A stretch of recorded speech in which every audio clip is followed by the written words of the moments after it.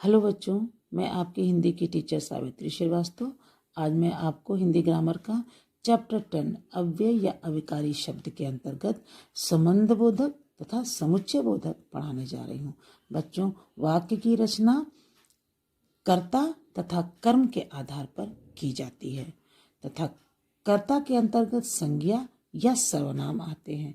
लेकिन बच्चों, कभी कभी वाक्य में एक से अधिक संज्ञा अथवा एक से अधिक सर्वनाम भी होते हैं और इन संज्ञा व सर्वनामों में संबंध जोड़ने के लिए कुछ शब्दों का इस्तेमाल किया जाता है जो कि संबंध बोधक कहलाते हैं। अर्थात जो शब्द संज्ञा या सर्वनाम के बाद आकर उनका संबंध वाक्य में ही आने वाले दूसरे संज्ञा या सर्वनाम से बताते हैं, वे संबंध बोधक कहलाते हैं। जैसे कमरे के बाहर सामान रखा है। देखिए, वाक्य में दो संज्ञाएं हैं, कमरा और सामान, और इनके संबंध को स्थापित करने के लिए शब्द का इस्तेमाल किया गया है, वो है के बाहर। अर्थात के बाहर संबंध बोधक अव्यय है। इसी प्रकार से घर के पास एक विद्यालय है। देखिए, वाक्य में दो संज्ञा घर और विद्यालय है और इनके बीच में संबंध स्थापित करने के लिए संबंध बोधक अव्यय के पास का प्रयोग किया गया है।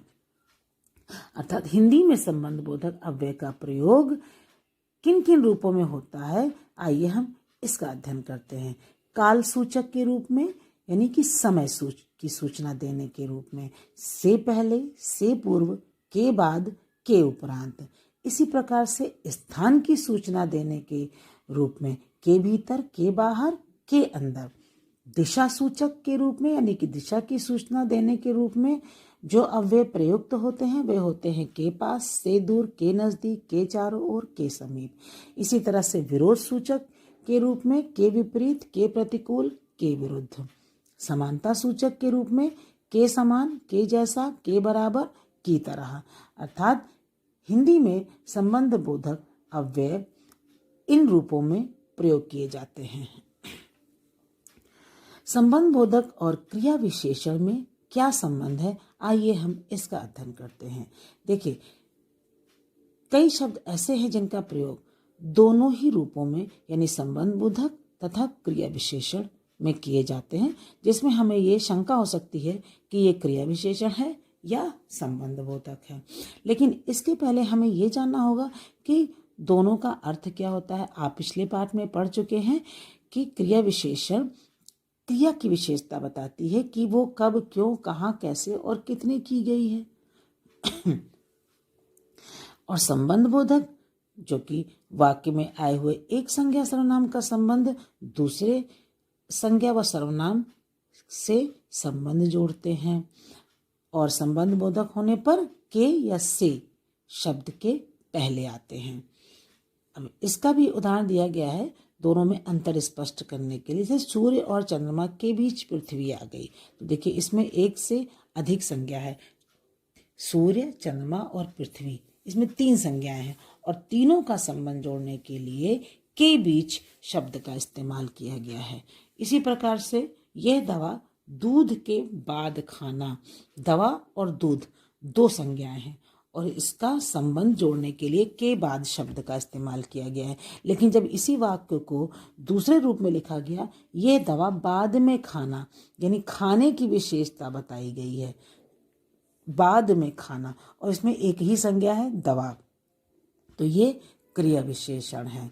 तो बच्चों, आपको समझ में आ गया होगा कि संबंध बोधक संबंध जोड़ते हैं वाक्य के ही एक संज्ञा सर्वनाम का दूसरे वाक्य के ही दूसरे संज्ञा व सर्वनाम से। अब इसके बाद हम लोग अध्ययन करते हैं समुच्चय बोधक। समुच्चय बोधक देखिए, वाक्य जब बनाए जाते हैं तो कभी कभी एक से अधिक पदों को जोड़ा जाता है, वाक्यांशों या वाक्यों को जोड़ा जाता है और इन पदों, वाक्यांशों और वाक्यों को जोड़ने के लिए कुछ शब्दों का इस्तेमाल किया जाता है और वे ही शब्द जो है वो समुच्चय बोधक कहलाते हैं। जैसे राकेश ने खाना खाया और सो गया। देखिए, राकेश ने खाना खाया एक वाक्य है, सो गया दूसरा वाक्य है और दोनों ही वाक्यों को जोड़ने के लिए और शब्द का इस्तेमाल किया गया है। मैं चल नहीं सकता क्योंकि मेरे पैर में चोट लगी हुई है। देखिए, मैं चल नहीं सकता और मेरे पैर में चोट लगी हुई है, ये दो वाक्य हैं और इन दोनों ही वाक्यों को जोड़ा गया है क्योंकि शब्द की सहायता से। इसी प्रकार से मन लगाकर पढ़ना चाहिए ताकि हम अच्छे अंकों से पास हो सकें। इसमें भी दो वाक्य हैं जिनको ताकि शब्द से जोड़ा गया है। इसी प्रकार से उसने बहुत विनती की किंतु किसी ने उसकी बात नहीं सुनी। यहाँ पर भी किंतु की सहायता से दो वाक्यों को जोड़ा गया है। समुच्चय बोधक के प्रकार। समुच्चय बोधक अव्यय के दो प्रकार हैं, समानाधिकरण और व्यधिकरण। बच्चों, समानाधिकरण वे समुच्चय बोधक अव्यय होते हैं जो दो या दो से अधिक समान पदों या वाक्यों को जोड़ते हैं। ये जो पद होते हैं, जो ये वाक्य होते हैं, ये स्वतंत्र भी होते हैं। ये आपस में एक दूसरे पर आश्रित भी नहीं होते हैं। इसका आप लोग ध्यान रखिएगा। ये समान पद होते हैं, समान वाक्य होते हैं। जैसे तारिणी, अनन्या, तनया और चारू बैडमिंटन खेल रही हैं। बच्चों, इसमें पद तारिणी, अनन्या, तनया, चारू हैं। वाक्य में प्रयोग होने के बाद शब्दों को हम पद कहने लगते हैं, ये तो आप जान ही चुके हैं। और यहाँ पर इन पदों को जोड़ने के लिए और शब्द का इस्तेमाल किया गया है। लेकिन बच्चों, इससे एक बात और सिद्ध हो रही है कि ये सभी पद समान पद हैं। इसी प्रकार से थोड़ी देर चुपचाप बैठो, अन्यथा यहाँ से चले जाओ। इसमें अन्यथा जो अव्यय है ये समानाधिकरण समुच्चय बोधक अव्यय है और ये दोनों ही वाक्य जो कि समान वाक्य हैं। कुछ विद्यार्थी दक्षिण या पूर्व की भाषाएं सीखना चाहते हैं जिसमें समानाधिकरण समुच्चय बोधक अव्यय या है। इसी प्रकार से विनय ने बहुत परिश्रम किया किंतु परीक्षा में पास ना हो सका, किंतु अव्यय समानाधिकरण समुच्चय बोधक अव्यय है। यानी कि ऐसे अव्यय जो दो या दो से अधिक समान पदों या वाक्यों को जोड़ते हैं वे समानाधिकरण समुच्चय बोधक कहलाते हैं। समुच्चय बोधक का दूसरा भेद है व्याधिकरण समुच्चय बोधक। ये मिश्रित वाक्य होते हैं, अर्थात इसमें एक वाक्य दूसरे वाक्य पर आश्रित होते हैं। जैसे उसे 2 दिन से बुखार था इसलिए वो स्कूल नहीं आया। इसमें बच्चों कारण बताया जाता है, जिसमें कारण बताया जाता है वे व्याधिकरण समुच्चय बोधक होते हैं। जैसे उसे 2 दिन से बुखार था इसलिए वो स्कूल नहीं आया। वो स्कूल क्यों नहीं आया? क्योंकि उसे 2 दिन से बुखार था। तो इसलिए शब्द व्याधिकरण समुच्चय बोधक अव्यय है।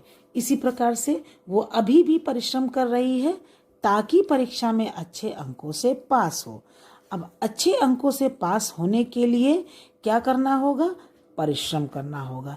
यानी अगर परिश्रम करेंगे तभी अच्छे अंक मिलेंगे। यहाँ पर टर्म और कंडीशन की बात की जाती है, इसलिए इनको हम आश्रित वाक्य बोलते हैं। अगर तुम बुलाते तो मैं जरूर आता, यानी मैं जरूर आता। मैं कब आता? अगर तुम बुलाते। यहाँ पर कारण बताया गया है। तो बच्चों, व्याधिकरण समुच्चय बोधक में मिश्रित वाक्य होते हैं।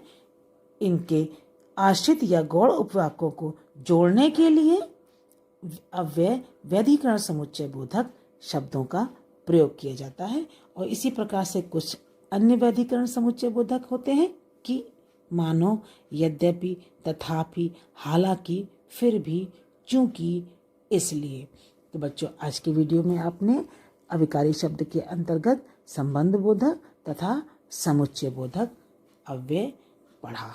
धन्यवाद।